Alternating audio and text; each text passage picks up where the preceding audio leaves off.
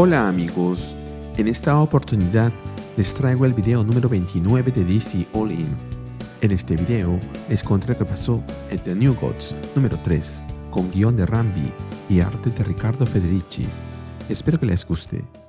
La historia comienza con Karok Deathspeaker o Karok Ator, quien ha empezado su conquista de Apokolips, y lo vemos ordenándole a su ejército: envíen el Sphere Storm.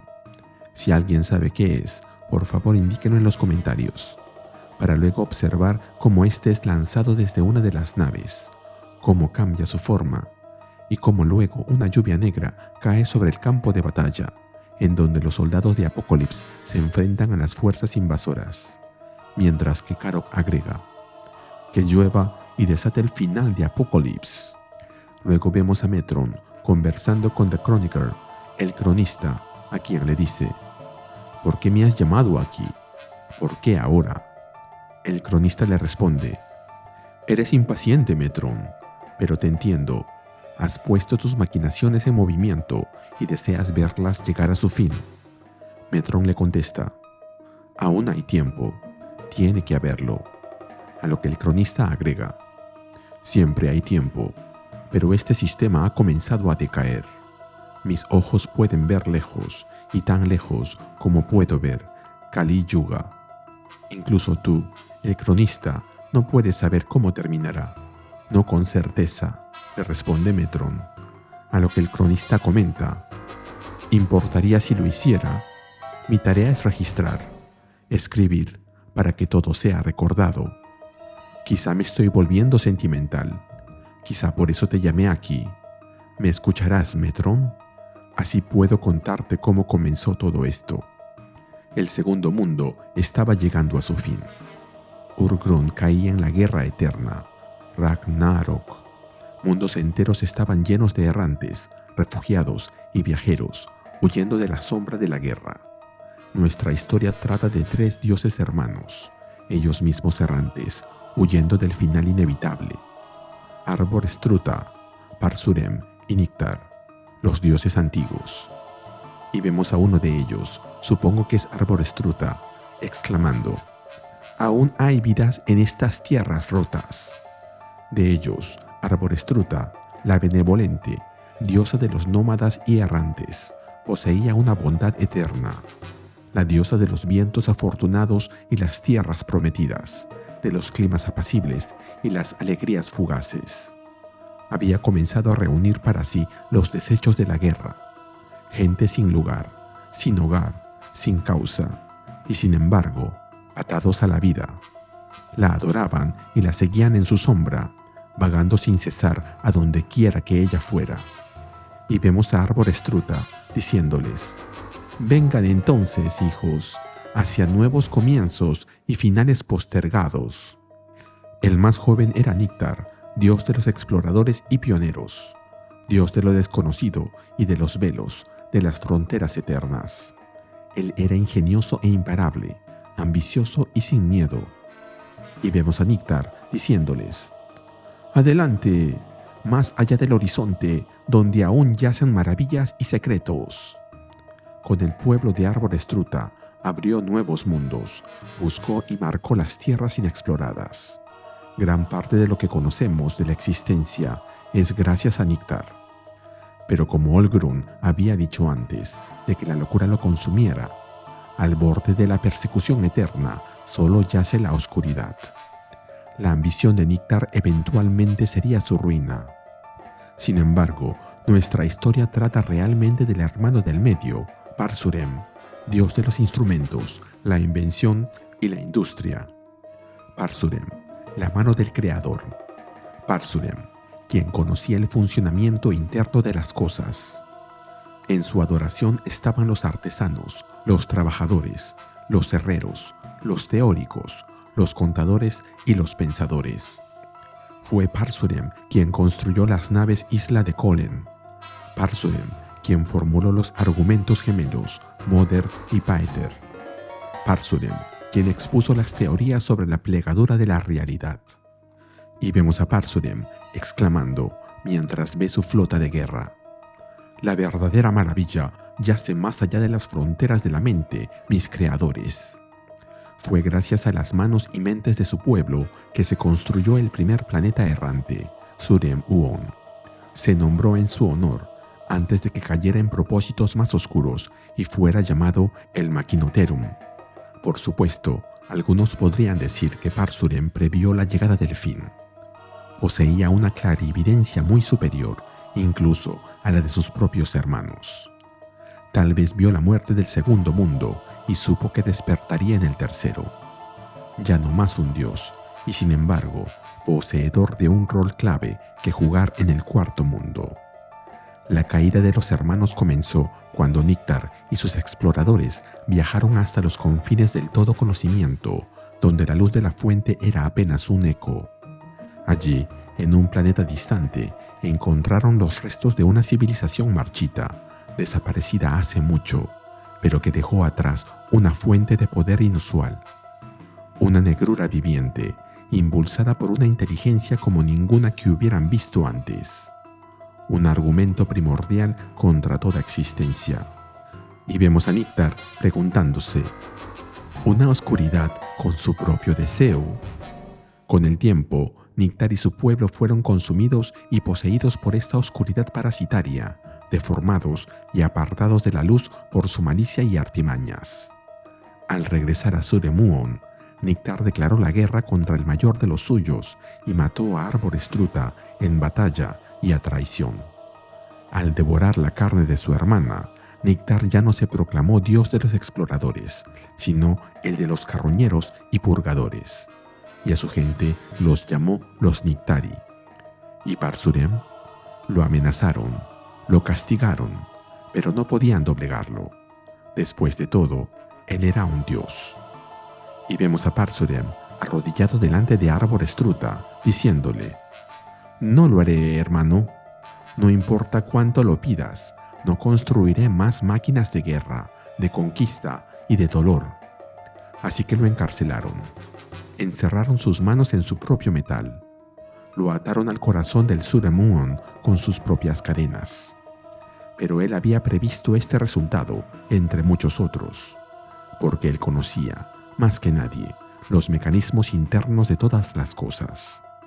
Incluso un dios puede ser encadenado, pero una mente es libre para siempre. Mientras tanto, en la isla de Oberon, al sur de la bahía de Las Vegas, vemos a Oberon delante de Mr. Miracle y su hija, diciéndole, «Chico, sabía que estarías involucrado antes de que tú supieras que estarías involucrado. Sabía que estarías aquí antes de que despertaras esta mañana, ¿de acuerdo? No me tragué ni una pizca de esa basura de quedarse en casa. No, señor, perdona mi francés. Escucha, no estoy ciego y, créelo o no, mi corazón no está hecho de piedra. Quiero decir, mira esa carita. Podría hacer cantar a los ángeles», refiriéndose a Olivia, la hija de Mr. Miracle y Big Barda. «Pero todo lo que tengo que hacer es mirar esa pared. ¿Ves lo que dice? El mayor escapista del mundo», refiriéndose a un póster de Mr. Miracle. «No puedes mantener un talento así atado con una correa. No importa cuánto la señora quisiera domesticarte». Barda, molesta, le dice que va a aplastarlo como a una pulga, pero Scott la detiene y le dice que Oberon solo es un viejo. Oberon, despreocupado, agrega, «Créeme, lo sé por experiencia. Cuando dijiste que ibas a vivir la tranquila vida suburbana, pensé para mí mismo, «Ah, ¿qué sabe ese joven tonto?». Así que mandé a hacer esta cosa con un poco de ayuda de mis amigos en la Justice League. Se suponía que te iba a traer de vuelta aquí, sin importar qué tan lejos estuvieras o en qué tipo de trampa estuvieras atrapado. Pero nunca logré que hiciera eso. Pero funciona de maravilla encontrando una firma de origen y llevándonos hasta ella. ¿Cuánto apuestas a que la señal que iluminó mi pantalla como un árbol de Navidad hace unas noches pertenece al niño que estás buscando?» Barda le dice que espera que no esté pensando en venir con ellos. Scott asiente y agrega que las cosas podrían ponerse un poco ¿difíciles?, lo interrumpe Oberon. «Sí, lo sé. Eso es exactamente lo que estaba pensando». Ustedes dos genios no creen que van a necesitar a alguien que cuide a la pequeña Liv cuando las cosas se pongan feas. Volvemos con la narración del cronista, que nos dice: habiendo previsto su inminente captura y su inevitable final, Parsurem ya había fracturado su mente en dos argumentos, dados forma y estructura por la existencia del otro, Mother y Paeter. El Mother Pixis se vio arrastrado por las secuelas gravitacionales de la fragmentación de Urgrund, cayendo finalmente en la órbita de Galáctica, que más tarde sería conocida como New Genesis. Pero el Paeter Pixis vagó a través de una eternidad, impulsado por la búsqueda de Parsurem de paz y reflexión, hasta encontrar su camino hacia un planeta joven en un rincón lejano del cosmos, donde permanecería inalterado por una breve era, antes de reconocer la aparición de vida inteligente en el planeta y elegir manifestar su presencia como uno de ellos. Ahí vemos como unos hombres, en la antigüedad, en la prehistoria, observan algo que se levanta delante de ellos. Él fue Prometeo, quien trajo el fuego a los mortales. Fue Diaus, quien les enseñó a trazar el cielo. Pitamaha, quien les enseñó sobre herramientas e instrumentos, sobre la fabricación y los mecanismos internos de las cosas. Lo conocieron con muchos nombres y adoptó muchos rostros, y sin embargo, todos iguales. El Padre del mundo. Hasta el día de hoy lo recuerdan. En Göbekli Tepe, Mesopotamia, tallaron su símbolo en sus pilares. En sus historias es tanto venerado como temido, como la serpiente o el búho, portador de sabiduría y conocimiento desde más allá. En Teotihuacán construyeron sus salones para mirarlo en el día del solsticio de verano. Lo colmaron de amor, adoración y veneración. A cambio, él los amó como a su pueblo, como a su creación. Ahí vemos a unos niños alrededor de su maestro, Melek, quienes le piden que les cuente un cuento, el de las estrellas que se amaban o el de los tres dioses. Él temía por sus debilidades, celebraba sus victorias, aprendió a saborear las pequeñas alegrías o melancolías que, por sus vidas efímeras, se volvían magníficas. Principalmente, se preocupaba por ellos. Encantado por sus breves existencias, la entidad llamada Paeter, Father, Peter, había comenzado a contemplar la única cosa que nunca había experimentado. Había empezado a preguntarse, ¿cómo sería morir?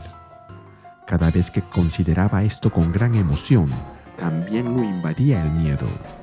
En contemplación, solía caminar hasta la cúspide de su creación y preguntarse, ¿qué harán cuando yo me haya ido?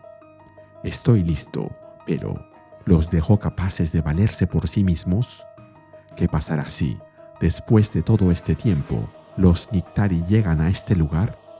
¿Sobrevivirán mis hijos? Y así rompió su juramento. Aunque había jurado nunca hacer otra arma, solo esta vez lo hizo. Un escudo y una lanza en uno solo, capaz de crecer, adaptarse y evolucionar para hacer todo lo que se le pidiera. Lo moldeó para que pudiera moverse desapercibido entre su gente favorita. Le dio una mente y un cuerpo inquebrantable, irrompible. Y para darle poder, vertió su último aliento en sus pulmones, atándolo para siempre a la fuente. Con el tiempo, si alguna vez lo necesitaban, se alzaría entre ellos un dios, un nuevo dios. Y vemos la imagen de lo que parece ser un niño, pero que en realidad es esta arma que se mencionó líneas arriba. Enterró el arma en una antigua bóveda bajo un viejo templo chola, antes de perderse en el bosque, para nunca regresar. Un viejo dios, reducido al final, solo hojas atrapadas en un viento terrenal. El niño debía despertar solo cuando la verdadera oscuridad estuviera sobre él. Pero quizás sea apropiado que despertara con una mano más amable, más familiar para su creador. El arqueólogo encontró al niño mientras trabajaba, o quizá mientras deambulaba por los escalones. Las historias son cosas inexactas. Y ahora, después de una era, el resto de la historia será escrita.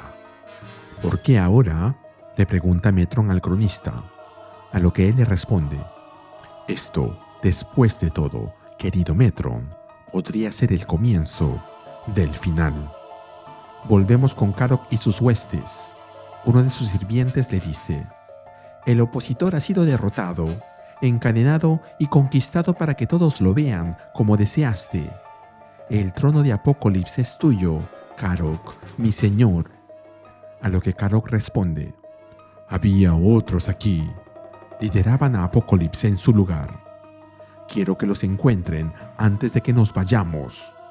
¿Irnos, mi señor?, le pregunta su lacayo. A lo que Karok le responde: New Genesis será lo que tomaremos a continuación. Continuamos con Metron, quien le pregunta al cronista: dime, cronista, ¿alguna vez te has cruzado con los mortales terrenales y sus intentos de explicar la existencia con números? Casualidad rudimentaria con un entendimiento limitado de la verdad, pero en ocasiones llegan a cosas interesantes. Le conté una vez a Jimón sobre el efecto mariposa. Lo fascinó como no tienes idea. Una mariposa batiendo sus alas podría causar una tormenta días después. Ahí vemos cómo se desarrolla el ataque contra Kiran y Mira, el arqueólogo y su esposa, quienes habían adoptado al niño que encontraron en el templo, a quien vemos mirando por la ventana, perseguidos por un jeep. Uno de los hombres les dispara con una bazooka, pero Mr. Miracle, quien ha aparecido en escena, la desvía. Y escuchamos a Metron decir: estos últimos días he estado soltando muchas mariposas. Tal vez tienes razón en registrar tu crónica en la expectativa del final. Pero yo buscaré un milagro en el batir de unas alas gentiles.